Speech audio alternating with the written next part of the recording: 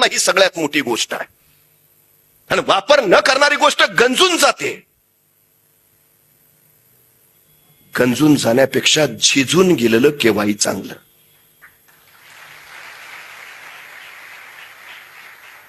गंजून जाणाऱ्याला आम्ही लोखंड म्हणतो, तर झिजून जाणाऱ्याला आम्ही चंदन म्हणतो. लोखंड व्हायचं की चंदन हे आपल्यावर अवलंबून आहे, परिस्थितीवर नाही. सगळ्यात महत्वाची गोष्ट आहे. काही गोष्टी असतात, कमतरता असतात. एखाद्याला नैसर्गिकरित्या उंचीच कमी मिळते, मग त्यानं काय करायचं? उंची कमी आहे म्हणून रडत राहायचं? सचिन तेंडुलकरची सुद्धा उंची कमीच आहे ना, रडत नाही बसला. त्यांनी त्या कमी उंचीला स्वतःचं बलस्थान बनवलं आणि जागतिक कीर्तीचा फलंदाज झाला. उंच असणाऱ्या फलंदाजापेक्षा कमी उंची असणाऱ्या फलंदाजाला आउट करणं केव्हाही कठीण. त्यांनी अचूक वापर केला आणि स्वतःच्या कमतरतेला बलस्थान बनवलं. काय कमतरता आहे तुमच्या? गरीब आहे, अरे उत्तम आहे ना, मग संधी आहे श्रीमंत व्हायला.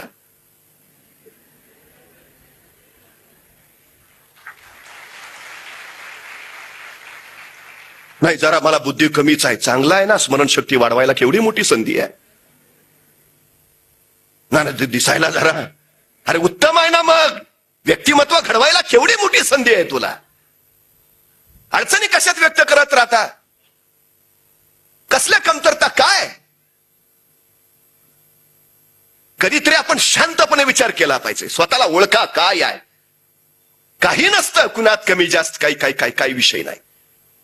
हा, एखादा अलौकिक गुण जरूर असतो. काहींना कळतं, काहींना कळतच नाही. जगातलं सगळ्यात श्रीमंत ठिकाण जर कुठलं असेल तर ते असतं स्मशान. प्रत्येकाला काही ना काही अलौकिक गुण दिलाय. अनेकांना तो गुणच कळत नाही. मग असे गुण त्याच्याबरोबर चौघांच्या खांद्यावरनं स्मशानात पोचतात आणि ते तिथंच पडून राहतात. खरं त्याचा समाजाला, दुनियेला वापर व्हायला हवा होता, तो तुमच्यातच होता. फक्त मला एका प्रश्नाचं उत्तर द्या. हुबहू तुमच्यासारखं दिसणारं या दुनियेत दुसरं कुणी दिसलंय का? का दिसलं नाही? परवा पुण्यात गेलतो, काय मलाच कळेना मीच आहे का तोच आहे. इतकं सेम घडलंय का? अरे म्हणजे या सृष्टीमध्ये तुम्ही एकटे आहात. या सृष्टीमध्ये तुम्ही एकमेवा द्वितीय आहात. या सृष्टीमध्ये तुमच्यासारखं दुसरं कुणीच नाही. अरे मग याचा अभिमान बाळगायच्या ऐवजी न्यूनगंड कसले बाळगता? 120 कोटी लोकसंख्या या देशाची. म्हणजे तुम्ही जन्माला असाल त्यावेळी साधारण 105-110 कोटी असेल. म्हणजे तुम्ही जन्माला यायच्या अगोदर मुळातच या देशात 110 कोटी होते. तरी फिरून तुमचा जन्म झालाय. कमी होते का आधी? पण ते असतानाही तुमचा जन्म झालाय ना, याचा अर्थ तुमच्यात काहीतरी आहे. तुमची या देशाला, समाजाला गरज आहे. विनाकारण काही होत नाही. काहीतरी आहे, काहीतरी जबाबदारी आपली आहे, काहीतरी कर्तव्य आपलं आहे की जेणेकरून आपला जन्म झालाय. मग ते काय हे शोधणं ही फार महत्वाची गोष्ट आहे. ते ठरवा ना, ध्येय ठरवा काय करायचंय ते. जन्माला येण्या अगोदरच शिवरायांचं ध्येय ठरलं होतं, तेव्हा एवढी उंची गाठता आली. सचिन तेंडुलकरला इयत्ता 4थीत असताना कळालं होतं आपल्यात कुठला गुण आहे. तिथून त्यांनी क्रिकेट खेळायला सुरुवात केली, मग तो जागतिक कीर्तीचा झाला.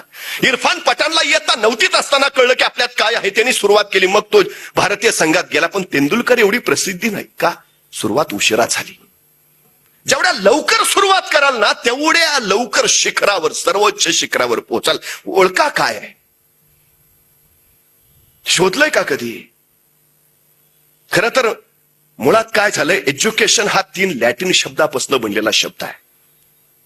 शिक्षण, एज्युकेशन, एज्युकेरे, एज्युकेअर आणि एज्युकेटम, या 3 शब्दापासून. म्हणजे काय तर विद्यार्थ्यांमधले सुप्त गुण शोधणं, त्या सुप्त गुणांचं योग्य संवर्धन करणं आणि संवर्धित झालेल्या त्या योग्य गुणांना योग्य व्यासपीठ मिळवून देणं. या 3 क्रिया जिथं एकत्रित घडतात त्याला शिक्षण, एज्युकेशन असं म्हटलं जातं. दुर्दैवानं आमच्या देशामध्ये एज्युकेशनची ही व्याख्या कधीच कृतीत येत नाही. आम्ही सुप्त गुण शोधत नाही, शोधलेल्या गुणांना संवर्धित करत नाही आणि व्यासपीठाचा तर विषयच नाही. आमची अडचण नेमकी ती आहे.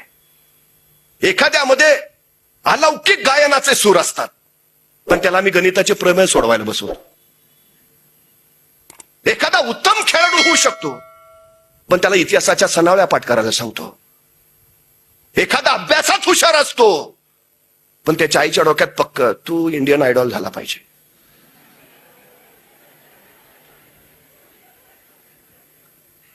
आमच्याकडे जेवढी नैसर्गिक गुणांची हेळसांड होते ना, तेवढी दुसरीकडे कुठंच होत नाही.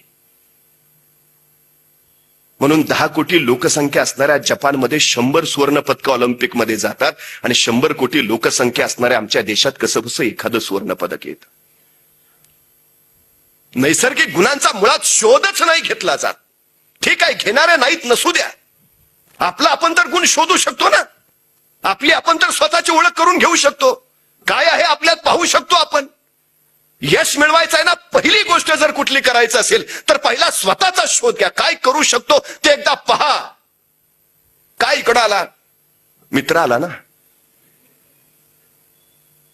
अरे हेच क्षेत्र का निवडलं? नाही, आई म्हटली तुला दुसरं काय जमणारच नाही. अरे तुझं काय? महाराष्ट्रात शेतकऱ्यांच्या घडणाऱ्या आत्महत्यांबद्दल आम्ही बोलतो, पण या महाराष्ट्रात तरुण मुलांच्या किती आत्महत्या होतात त्याचे याकडे एकदा पाहिले पाहिजेत. ही आत्महत्या करणारी तरुण मुलं कोण आहेत? ती मेडिकलला जाणारी मुलं आहेत, ती आयटी क्षेत्रात काम करणारी मुलं आहेत, ती सॉफ्टवेअर इंजिनियर असणारी मुलं आहेत, ती इंजिनिअरिंग करणारी मुलं आहेत. का? याचं कारण हे, ते कुणाच्या तरी इच्छेस्तव तिथं आलीत. ही त्यांची आवड नाही. आवड नसली की मग सवड निघत नाही. आवड असली की आनंद असतो, आनंद असला की उत्साह असतो, उत्साह असला की कमी कष्टातच मग काम होऊन जातात. काही गोष्टी कळतच नाहीत आपल्याला. का? आवडच नसते. आणि काही गोष्टी न कळताच कळून जातात. मला माहिती आहे, आपण कमतो ना त्यात तो जन्मजातच गुण आहे. अरे जन्मजात कुठला? त्याच्यात दिलेला तोच अलौकिक गुण आहे. तो काय आहे तो पाहणं ही फार महत्वाची गोष्ट आहे. काही लोकांना शाळेत असताना कळतं आपण काय करू शकतो, ते तिथनं त्या गुणांचा विकास करतात. काही लोकांना महाविद्यालयात गेल्यावर कळतं आपल्यात कुठला गुण आहे, ते तिथनं धडपड चालू करतात. काही लोकांना नोकरी लागल्यावर कळतं आपल्यात कुठला गुण आहे, ते तिथनं प्रयत्न सुरू करतात.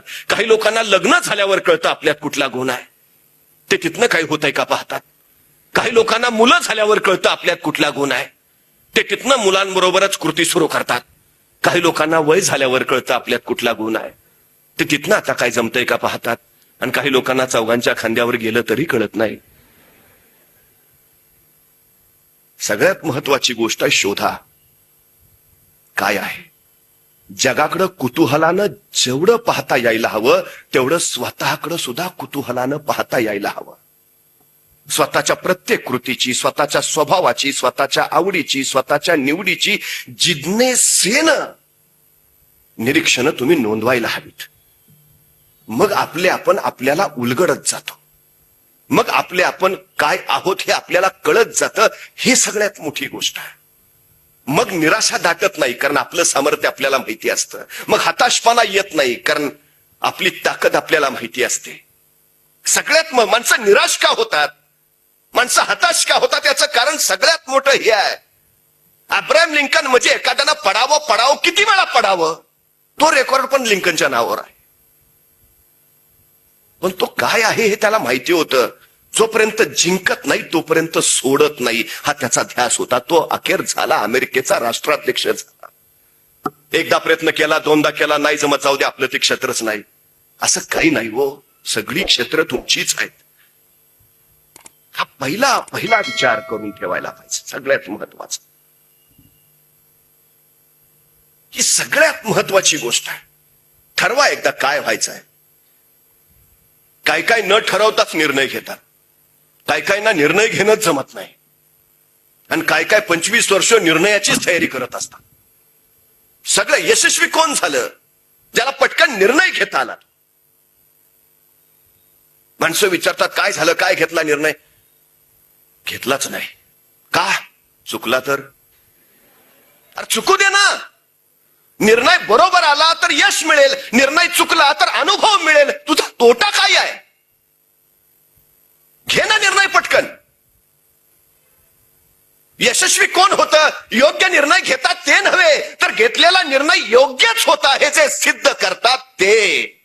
कुठलंही क्षेत्र निवडा, कुठल्याही क्षेत्रात जा, काही अडचण नाही. पण घेतलाय निर्णय ना, तो योग्यच आहे हे सिद्ध करायची हिंमत आणि धाडस तुमच्यात असायला हवं. उगाच कारण नका सांगत बसू, मी आधीच सांगत होतो मला जमणार नाही. थापा मारतो. या जगात असं काही नाहीच आहे जे